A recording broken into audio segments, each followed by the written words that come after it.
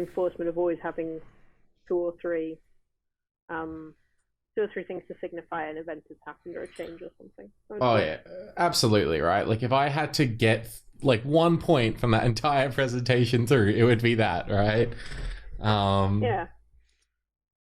But yeah, the thing which really also interests me, which I was off topic for the video, so I didn't talk about it, is the reason I said kinetic versus haptic feedback, because there's actually a couple of cool stuff games are doing in regards to giving specifically movement or kinetic based feedback, which I think is super neat, which can help make audio or visuals more accessible. But it was off topic, so I didn't really have time to get into it. But that stuff is cool.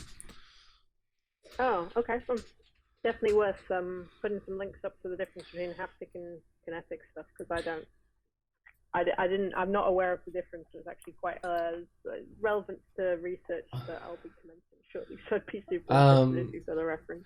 So, I mean, like, it's not an expert definition or anything, but haptic, as far as my knowledge, is specifically like vibration-based stuff, right? It's giving different kinds of vibrations and whatever else for signifiers, while kinetic is a lot more of an umbrella term, which includes haptic, but can mean a lot more things. So, for example, the PS5 is launching with these new triggers, which are going to mean that they can adjust how difficult they are to pull back based on certain in-game events and things. That would be an example of kinetic feedback as opposed to haptic feedback. Oh, interesting. Yeah. So yeah, and then like, you know, there are games that are more specifically movement focused, like VR games and things like that, where you have to do movements, and because you've done a specific movement, it's giving you kinetic feedback. But yeah. Anyway, that's its own field of study, and I can't really speak much about that. Well, I think we've got the people, so I'm gonna begin the Q&A proper. So I'm feedback is, sorry. Oh no, go ahead. I was just going to say that haptic feedback, if, like, just as a definition, haptic feedback is the use of touch to communicate with a user. So the most obvious one is like feedback, is vibration, but it doesn't have to be. If they are getting feedback from touch, then it is haptic. Just if that makes it any clearer. Yeah, sweet. All right, so I will go and begin. A little bit about myself. I'm Kalen. He, him is my pronouns. I went and I studied audio a bit briefly at university, and then I went to a completely different university that had no audio whatsoever. And so in my sort of game development design degree, I ended up being like one of the 2 audio people at the entire university. So I spent a lot of time sort of focusing on my audio skill set, and then becoming sort of an indie dev who focuses on design and audio things. I went to GDC last year to mostly learn more about audio cool stuff. And when I was there, I found that a lot of audio people weren't as familiar with some of the accessibility stuff that I was talking about. And so I thought a good reason to do this talk was sort of share some of my thoughts from my time at GDC last year and the gaps that I was seeing in general knowledge, and be like, here are some cool ways you can do that. So yeah. Does anyone have any immediate questions from the talk itself? I know I speak at 5,000 words a minute, and that gets a bit overwhelming. I'm sorry. I will try to, if I ever do something like this again, I will try to fix that up and speak slower. But if anyone wants me to go over a point or has any other questions, now's a time. I love it. I love people who talk fast in videos. I get really annoyed when people talk slowly. I'm like, speed up. It's like, you know, when I'm watching one of those engine tutorials, it's like, here's how to do a thing, and then, you know, welcome, this is this, subscribe to my this and this, and it's like, all right, 2 times speed, let's get to the point I'm trying to find. Yeah. Wham. Yeah, if you're familiar with what's his name, Zero, from The Escapist. Zero punctuation. Zero punctuation, like that. Spot on for me. Yeah. If anyone watches like CG Matters Blender tutorials, he'll like go through an entire process of how to build something in Blender in 2 minutes. Like, it's just lightning fast. I had a question and now I've forgotten what it was. That's all right. That's helpful, isn't it? It's fine. Well, I did promise in the talk to talk about something which didn't get included in the video. So I guess I'll do that now. One thing which I thought about before, like during it, but I sort of had to cut it out of the talk, is something specifically to do with cutscene audio, which is in a lot of games, if you've got like cutscenes and your camera's cutting between different shots, the audio of that camera specifically will be the thing that you're hearing, right? So if I go and I play, if people, you can hop on and follow my stream and you'll see my current Unreal playthrough. Do you want to share your screen, Caleb? I thought I had. You have not. Okay, well then I will do that. I absolutely thought that that was what I was doing. If someone can confirm whether or not I'm sharing my screen, that would be helpful. I can see your desktop. You can only see my desktop? Oh, sorry, not desktop. I couldn't quite work that out until I maximized it. Yeah, it looks like a environment, like I don't know. Cool. Yep. It's not going to be at the highest resolution because I don't have the fancy Discord Pro whatever. But this will have to suffice. I was wanting to continue the stream on YouTube and just sort of immediately continue it from the video, but YouTube said no, so I'm here now. But if I go and play just a hypothetical cutscene, all right, so I'm going to go into the cinematic viewport. Let's go and lock this to camera cuts. Play a video. I'm first going to simulate it so we can actually hear the sound of things happening.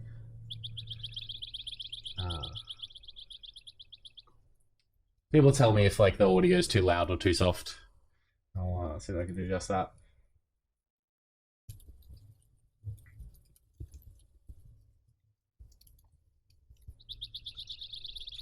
That to me is a good volume. Good volume.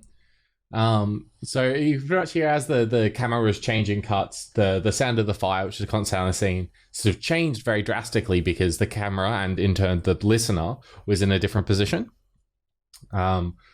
Doing this is kind of unfortunately become like an industry staple.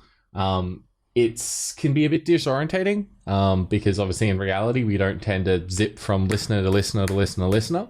You only really typically notice, I find, when you're doing spatialization stuff, and specifically if you're doing spatialization stuff where there's a scene where sound is emitting constantly and where the camera / listener is coming from changes.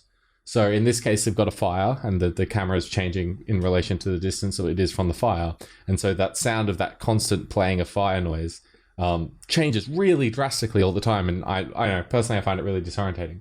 A way to get around this, and there's something I want to see more games implement, is pretty much copying a technique from cinema and setting up an object as a listener and pretty much being like a boom mic or whatever, and placing that specifically in one point where you want it for your cutscene, and then it just stays there. So even if the camera's cutting and changing to different stuff, because the listener itself is stationary, then you don't have those disorientations.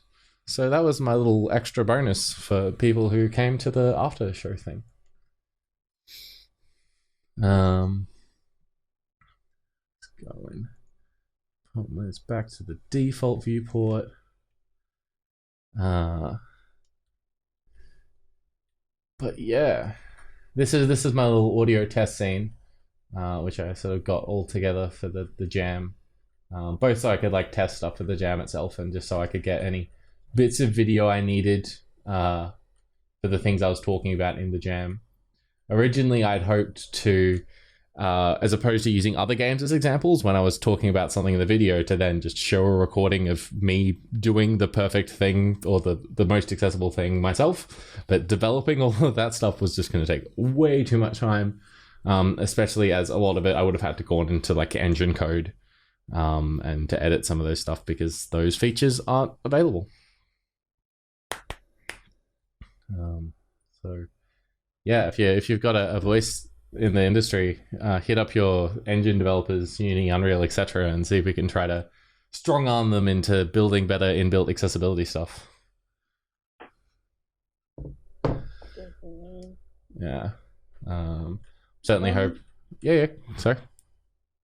So when you're, because we've all established by this point that I know nothing about audio. Oh, absolutely not. Same. When you're, I don't. I'm like, I am new to audio. That's why I'm doing this. Yeah, no, camp. that was a legitimate saying. So yeah, when you're designing audio, you were talking about obviously things like allowing the user to change. What was the wording? Was it dynamic range?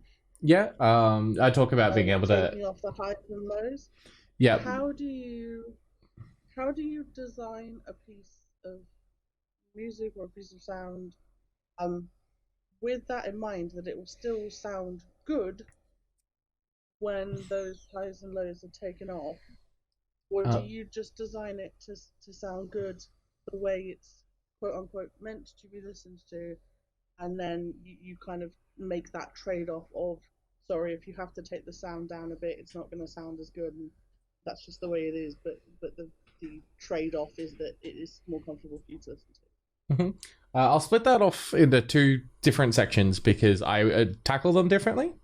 So first, if you're talking about that with dynamic range, right, and building your mix so that when you implement dynamic range settings, those are going to be more comfortable, that is definitely something that it's worth testing for, because the moment that you say like, oh, these gunshots are too loud, I'm going to reduce the loudness specifically on the gunshot's dynamic range to be about half of what it is, it can really change the tone of the scene. And it can, in a competitive or gameplay sense, it can start screwing around with that stuff. So I think that stuff, it's more important to sort of look into and be like, okay, I'm giving dynamic range options. Let's try to make it so that players obviously can change things to as much as they like, but there's even like warnings that if, you mute a specific submix or something, then it will have these effects. In regards to EQ and changing like high and low stuff, right? That I don't particularly worry about. The example like I gave with Burnout Paradise, we had the car and it has a high pass filter, and if you do EQ, player EQ on that, then they're not going to get that effect, right? They're not going to get that the car goes off the ramp and the music changes slightly. There are still visual and other feedback elements that are communicating that information. So I'm comfortable enough with making sure that that sound is being more accessible as opposed to it's communicating something cool with audio, right? Because it's not going to matter if I make something really cool with audio if it's painful to listen to, right? For certain kinds of players. In regards to like making sure your stuff sound good, there's not a lot you can do. Like if it's music, for example, they're adjusting the EQ to. My only thought is you've got EQ presets, right? And most of those EQs aren't going to change your music enough to make it so that it sounds completely horrible. Actually, let's have an example of this. I'm going to go open up Audition, and I'm going to change what screen is being recorded, and we're going to try it. Something I come across a lot because I don't. I technically have like normal range of hearing, but high pitches and stuff are like physically uncomfortable. Yeah. There's music in certain games that I physically can't listen to because it hurts. That's not good. All right, so let's go. What's a good example song to use? Now let's go that Metal Gear Solid music that I put on top of Goose Game. Right, give me a sec to see if I can find my Metal Gear Solid. Here we go. That music on top of Goose Game confused the hell out of me. Oh, really? Like, what is happening? Alright, let's go swap my screen to be Audition. Change windows. Audition. Go live. Alright. People see what's happening here? Tell me if this is... I'm getting a loading screen. Okay, right. I can see a lot of like waves on your screen, like red. It's very red and yellow, and then green at the top. Yep, that's the right looking thing. I'm gonna turn it off and go back into it because obviously. All right, well, test me, see how it sounds, and tell me if this is a bit too loud, and then I'll turn it down. Is that too loud for folks? Too loud? Fine by me. Fine? Loud? Yes. Okay, alright, well, let's turn down a bit, that's fine. Let's reduce by 3 decibels. How's this? Sounding alright? Alright, cool. Yeah, So let's go, and in the video I talk about using a 10-band EQ, so let's do that, right? So here we've got a 10-band EQ. So we've got this same song playing, right? And we're gonna, it's gonna make me pause it. I can't do it in the middle. All right, so play a bit. This is it normally. All right, and say we've got someone like you, Warsware, who doesn't like specifically high sounds, right?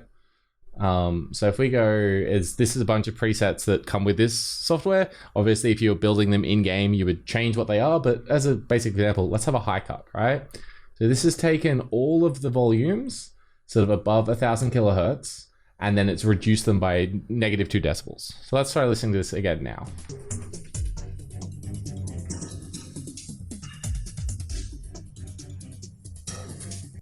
So I feel like the piece still survives that, right? Now that might not be enough for some players, right? So let's go even further, and let's go -6, just to be really extreme with it.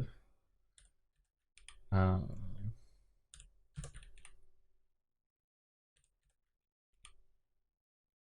right, and then I'm gonna go and adjust this down a little, but just a little bit.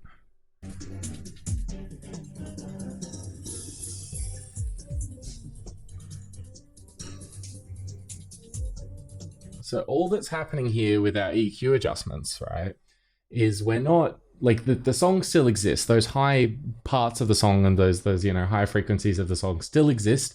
We've just reduced the volume of them down, right? So the integrity of the music and the audio files you're creating, I personally feel is still there.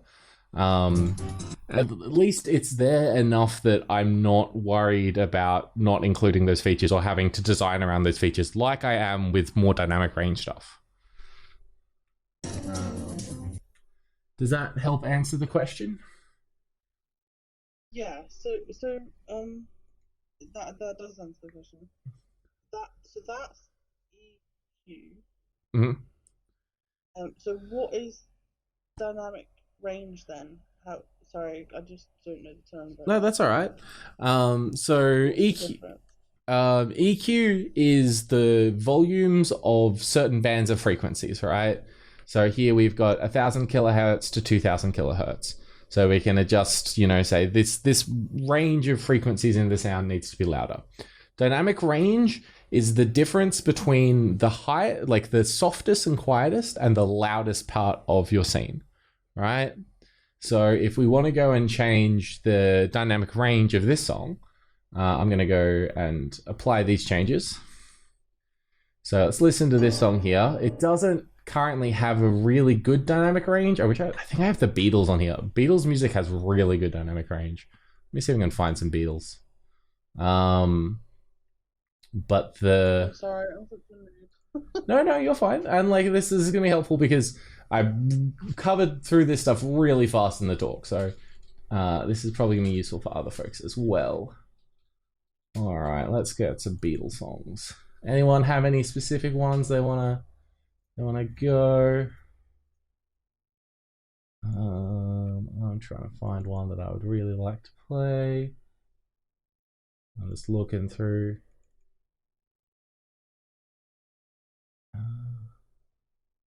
Alright, let's do I Love Her. That's a classic. Hopefully this has got reasonable. It's okay. This will do. I would have liked to have found a song which has a little bit more better dynamic range on it. Maybe Strawberry Fieldwood, if I can find it. Doesn't a Day in the Life have a fairly good dynamic range on it? Oh, it does. Thank you. Yeah, let's do Day in the Life. All right.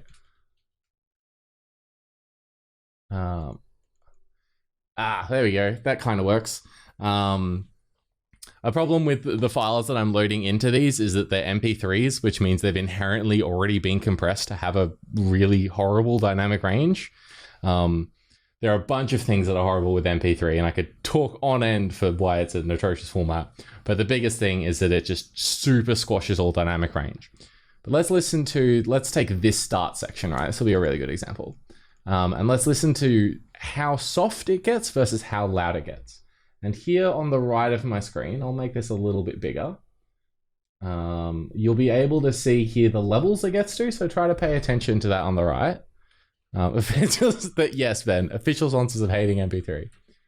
All right, so we're sitting over here at the beginning at about -20, that's the loudest. Songs begin to start playing, and we're going to go all the way up to, wait for this peak here, -3, right? So that's a massive... Went away. Oh no. I'll continue anyway. I'll see if I can enlarge it a bit. It should be on the far right of the screen. It was just zoomed into the wave bits. All right, well, let's replay a little bit of this one. So see this bar here on the right? That's only showing the wave bit, not the stuff on the right. Oh, interesting. I don't know why that is. It's been zooming into whatever you're kind of focusing Why on is it now. doing that? I didn't tell it to do that. That's very rude. It's all right. I'll just, so just talk. So there we went from a low of about -22 to a high of -3, right? So that's our dynamic range. The difference between the quietest thing to the loudest thing. Now, if we wanted to, the advantages of good dynamic range is it's really organic. It's really natural sounding, right? Like things in real life aren't as leveled and perfect as they are when we sort of produce sound. Even probably the difference in me talking to you guys now, me talking to everyone now, versus the sound of the recording we've just listened to in the video, my voice would have been a lot more leveled during that presentation because I had time to do that. So having a wide amount of dynamic range is just going to be more organic sounding. Things are going to have a bit more of a kick, going to have a bit more of a pop. But different players like that or don't like that. So for example, just behind me, really hates dynamic range, which makes watching movies very entertaining. But because people will sort of shrink away from that, and there's sudden increases or decreases of volume. So it can be useful to, I would say, in your game files you have the best dynamic range available, and then you're sort of just adjusting it down with your player settings, because it's a lot easier to compress and reduce dynamic range than it is to increase it. So build it at its best possible and then limit it down from there. So for example, our players are like, this dynamic range going all the way from here. Yeah, like that's too much. It's uncomfortable. I don't know where the sound is going.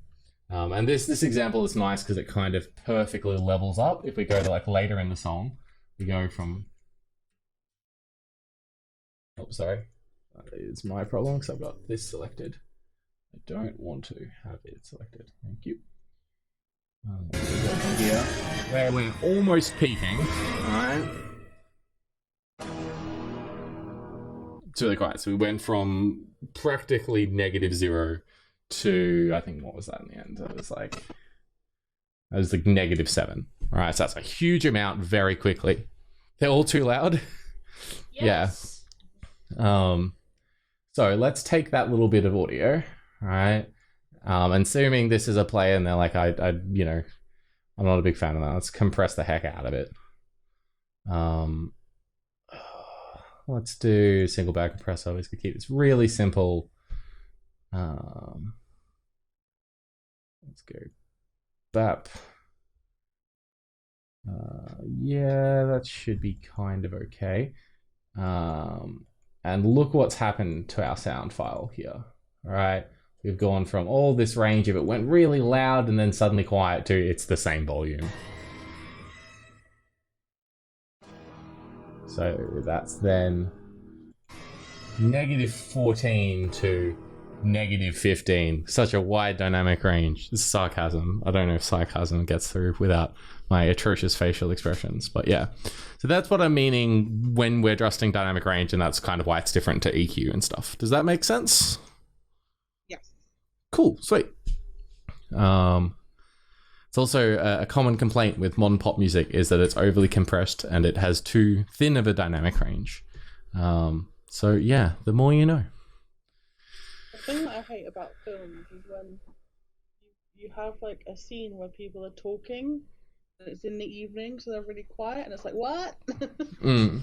And then there's suddenly an action scene will start, and you're like, oh my god, my ears. Yeah, so for example, you'd be a perfect case of someone who, that'd be a perfect case of someone, of why you would want to reduce dynamic range, right?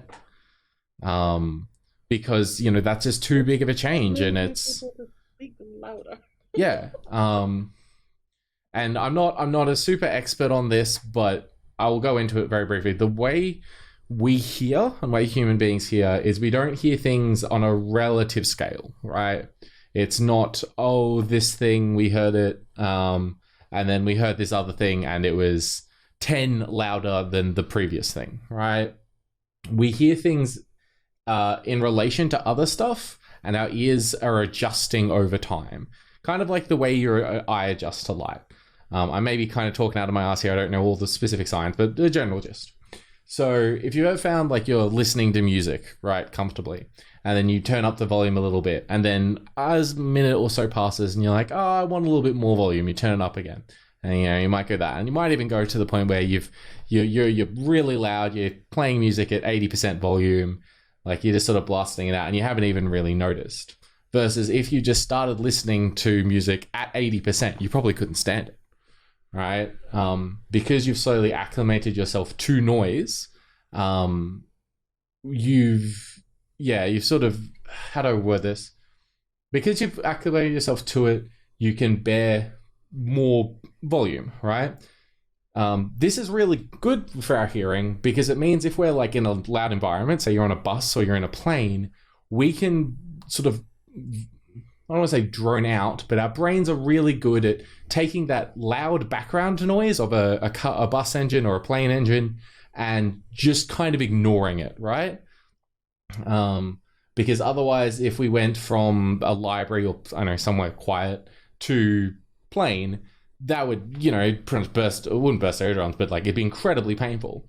So when we're adjusting dynamic range, and like that example with the movie, it's pretty much people whose tolerances for those sudden loud and quietness and how long it takes to adjust is we're making that more accessible to them. We're being like, cool, the difference between that soft and loud isn't going to be as extreme, so you're going to be able to handle it better. The bad side of this is, like I said, it's less organic. A lot of sound people, I find, want to have really big dynamic ranges because it's very expressive and it shows sort of some of the artistry and the stuff they're building, and that it can go from quiet to loud. And, that's kind of how real life works, right? A lot of sound people will be like, well, yeah, of course the action scene has to be loud. It's an action scene. They're guns. Did you know that guns are loud? And, they're trying to, get a specific feel to it. So, yeah. I know, I just said a bunch of words. I'm sorry if that was confusing. Oh, that makes sense. Like, yeah, it's like, yes, the action scene is loud, that makes sense, but it's like 30 seconds ago, people were whispering in a quiet room. It's like, what the fuck can hear you? Yeah. And if you turn it up, then the other stuff's too loud. Yeah, no, absolutely. And that's why I, had that little clip of Marvel vs. Capcom 2 and, sort of gave that tip of using music with high dynamic range at the start of the game is so that players can be like, whoa, this music is going from quiet to really loud, or it's at a specific really high volume. I'm going to adjust my settings and bring that down. And so that way that doesn't happen in a really important part of the narrative where the villain is telling you about how he killed your cat. And yeah.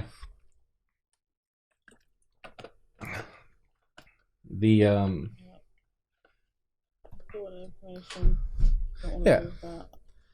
Yeah, you don't want to miss important information, and you don't want to have to interrupt, the opening of games to have to go and finesse with settings, right? It can often the first half an hour of any experience can sort of be a make or break situation. So trying to get that as smooth as possible is important.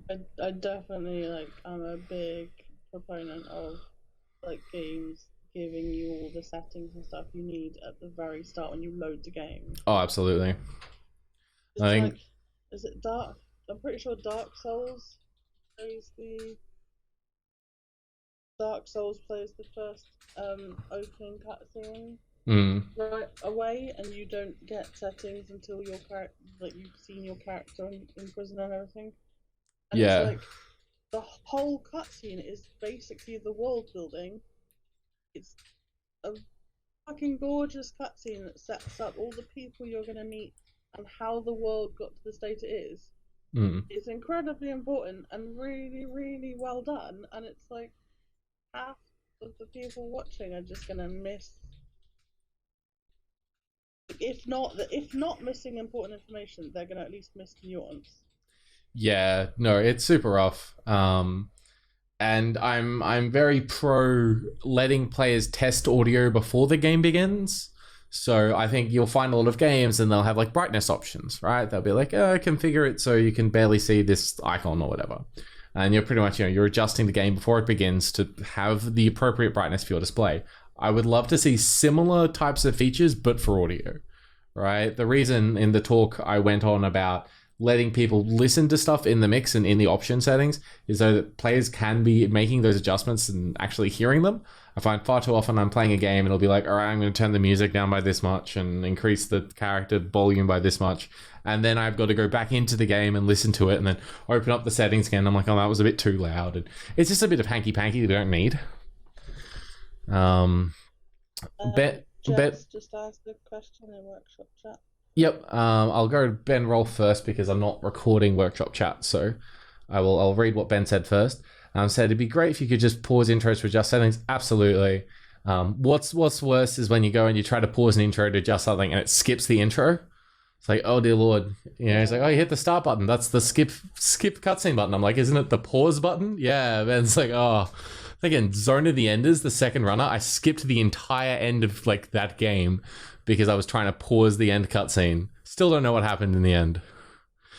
Just asked. Developers, do not do that. Yeah. And I haven't seen that in a while, so I think we have gotten a bit better about it. Like the skip cutscene buttons have become like hold down this button, which can have its own accessibility issues and things, but they've gotten a bit better. So Jess asks, how would you balance for having enough settings for people to adjust them, but not so many that a person is overwhelmed with options? So presets, as I mentioned before, I think is really good for that. It's about limiting. It can be about in part where and how it's placed in your options. So that people who don't need the super finicky adjustments can only sort of get that. So if we're using EQ as an example, right? I might have EQ adjustment and that's saved in accessibility or in an audio options menu. Then from there, that's a different preset, so people can pick a preset. And that preset, shows a grayed out image of what is specifically happening on the EQ. So if I pull up my EQ here again, it's showing, say, a grayed out version of this. And so players can see that, okay, this preset of lifting the bass is making these changes. But they can't actually go into edit those. And then from there, you could have a button which is like advanced options or, advanced settings, which lets you individually tinker with these sort of dials. And then, I feel it's a bit overkill, but if you really wanted to, you could let people get really complicated with their EQ. And have lots of different bands, but for games and for accessibility, that's probably not going to be necessary. I think 10 bands is fine, but you can get as complex as you want to, right? Because these categories are just what frequency ranges from this to this, right? 31 to 40 kilohertz or 16 to 20,000 kilohertz. I know that you are answering, obviously, specifically on audio because it's an audio talk. But as a general thing, if you haven't looked at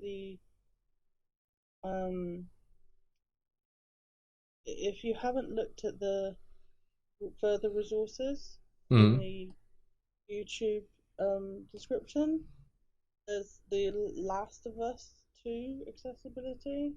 And that link shows what options The Last of Us have. And when you look at that page and they're all just kind of laid out in front of you, scrolling down and it's got all the different options and all the different things they do. It looks really overwhelming and it looks like there's so much to choose from. But if you couldn't either play The Last of Us 2 or find a video that shows the accessibility, Marcella has one. If I can find it, I'll link it. It shows you how they actually lay it out in game to be more understandable, even though there's actually functionally loads of options to tweak. They lay it out really well, and they basically say, here's like the basic stuff. You can hide or show advanced stuff. So if you don't care about the advanced stuff, you just want subtitles on, go play the game. Then you don't get the options of, do you want to tweak this tiny thing? So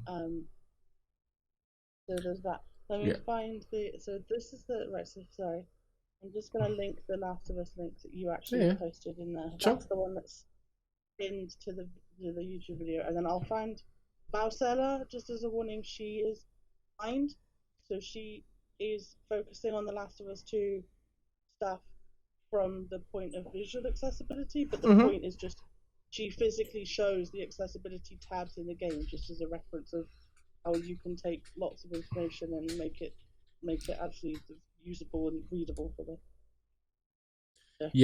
I think as more accessibility options become standard in games, and I do feel like that's where games are going, is that we're getting more options, not less. Those sort of categorizations and being able to streamline the process and find the bits that are relevant to you are going to become more and more important.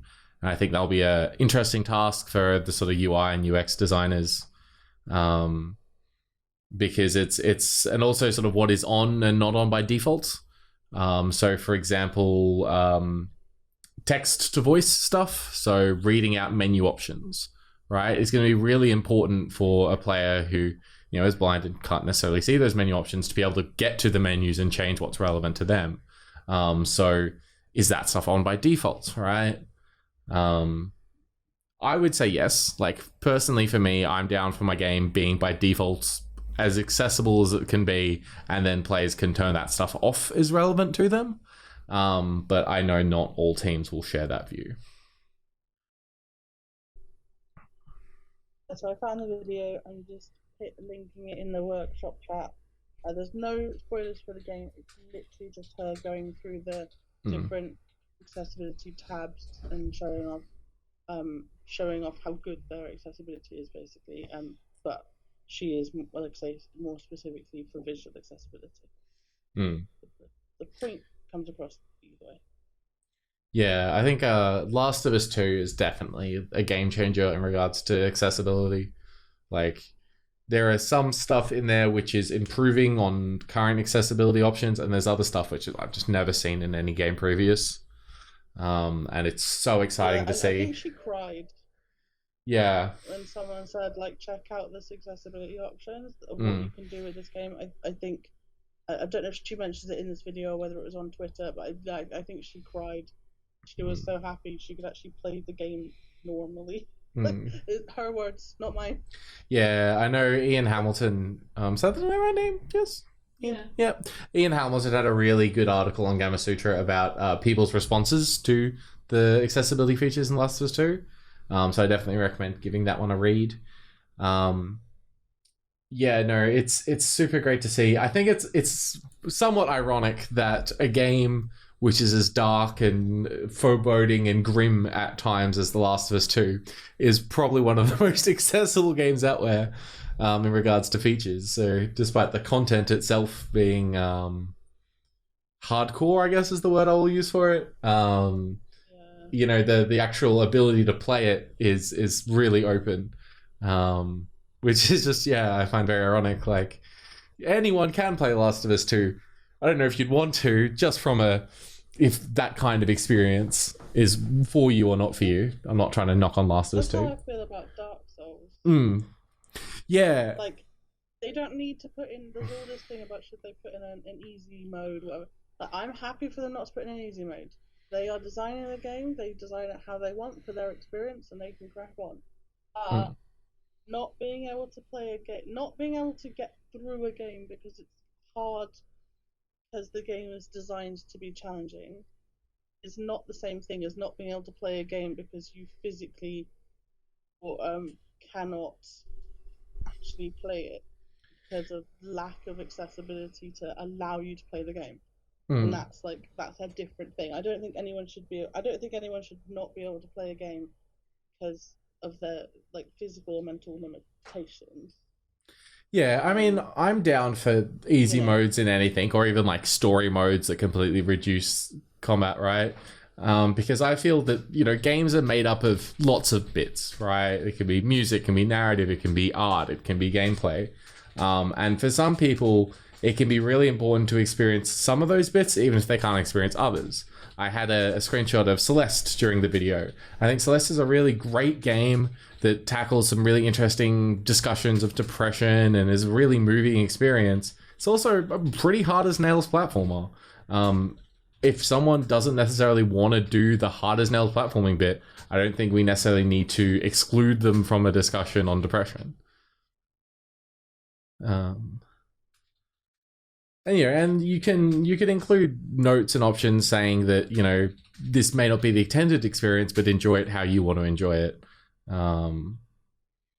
I care far more about authorial. I care far less about authorial intent than I do just making things that as many people can experience. If you want to play my games on a freaking Guitar Hero controller because that works for you, then go for it. Right? I can't. It might not be the experience I intended, but that doesn't make it less valid to you, I guess.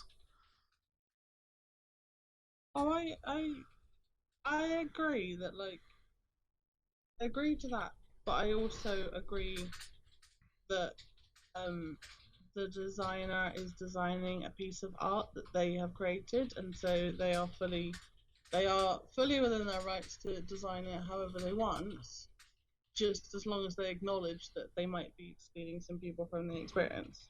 Yeah, and like for someone designing a piece of creative medium, then that's their choice. I simultaneously believe that an artist can do whatever the fuck they want with their art, and that any player should be able to play a game in any way they choose and should always be able to access that game. Those two opinions cannot both coexist at the same time, and I'm aware of this, but I still believe in and agree with both. Yeah, and like I don't feel like you can have a mandate that every game based on difficulty needs to have an easier option, right? Developers will make what they intend to make.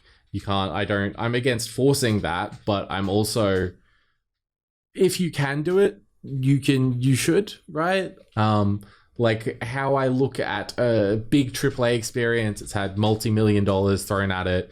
Like that's a kind of experience where I'm like, you've spent a lot of money making this, and making it for there. So I would have liked some of that money to go towards making it playable for more people versus like a little indie game. I'm probably not going to be bothered as much if they didn't have the resources to try to, build an easier mode.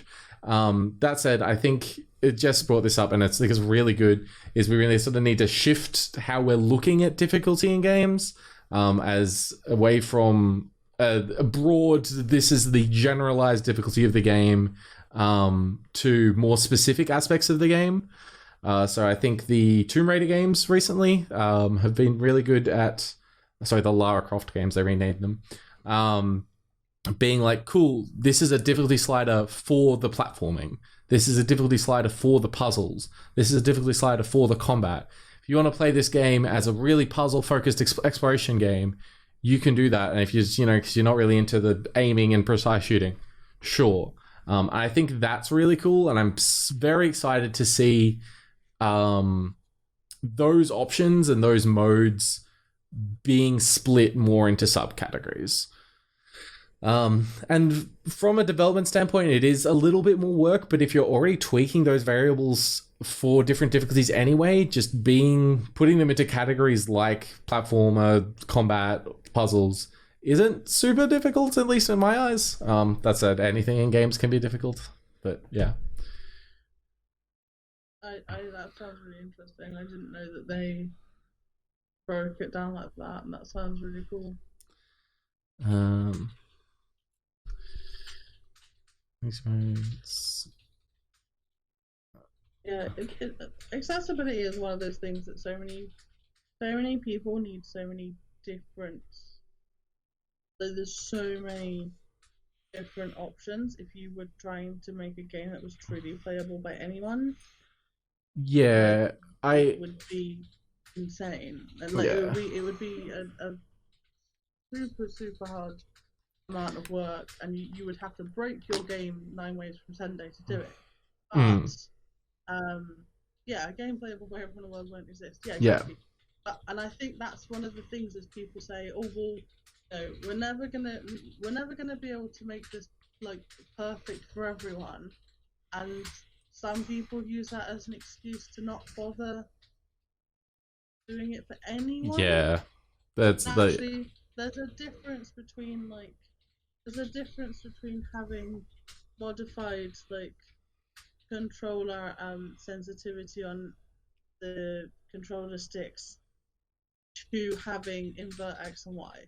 There's a difference between being able to like put subtitles on and having a fully dynamic voiced